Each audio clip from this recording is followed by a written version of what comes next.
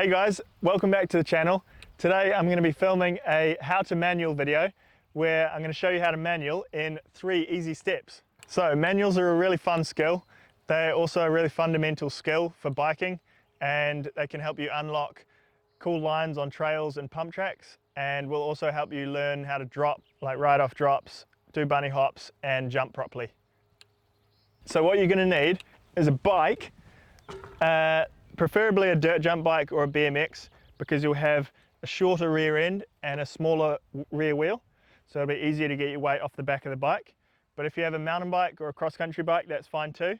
You're just going to want to put the saddle all the way down so it's out the way.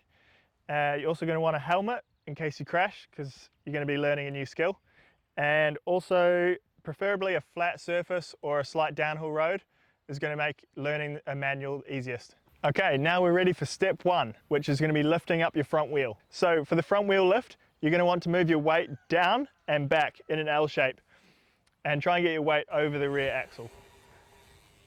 So the key thing is to get your weight behind the rear axle, and that'll help you lift the front wheel without having to use your arms too much. Step 2 is all about finding the balance point. So the balance point is dependent on what bike you're on and where your body position is, but it's going to be somewhere between looping out and falling off the back or dropping the front back down and not being able to hold the manual. So it's somewhere in the middle. And the way to find this is basically you're going to have to loop out at some point. But to do this safely, just make sure you're covering your rear brake and make sure your rear brake works, so that when you get past the balance point, you can grab the brake and it will bring you back. Otherwise, you can also just jump off the pedals off the back of the bike. Step 3 is holding the manual and then practicing it until you get really good. So now you've found the balance point, you're going to want to make sure you're always covering the rear brake, and if you start looping out, going off the back, you can just feather your rear brake to control it and bring it back forwards. So this will take a bit of practice and getting used to. Just you have to get used to not pulling the brake too hard, otherwise you'll bring the front wheel straight back down. So once you've got the hang of feathering your brake, try and adjust your body position so that you can keep the manual going without using as much rear brake. You can do this by bending your knees and moving your hips back and forward until you can find the right balance point.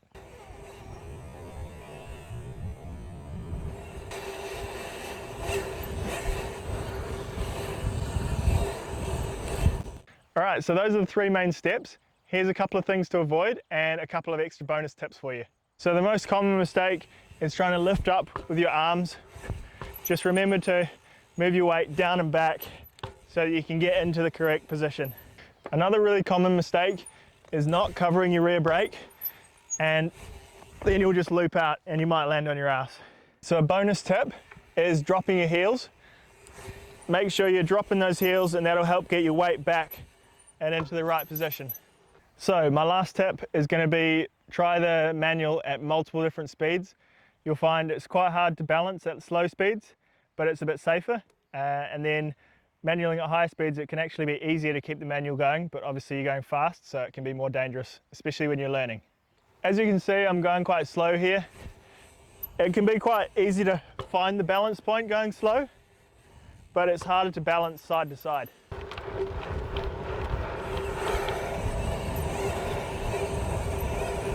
Alright, that's it for the video. Hope you found this really helpful.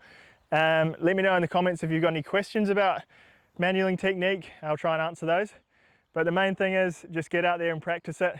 The more you practice, the easier it'll get. And I find setting myself little distance goals really helps just with the progression and seeing the progress as I go. Thanks for watching. See you in the next one.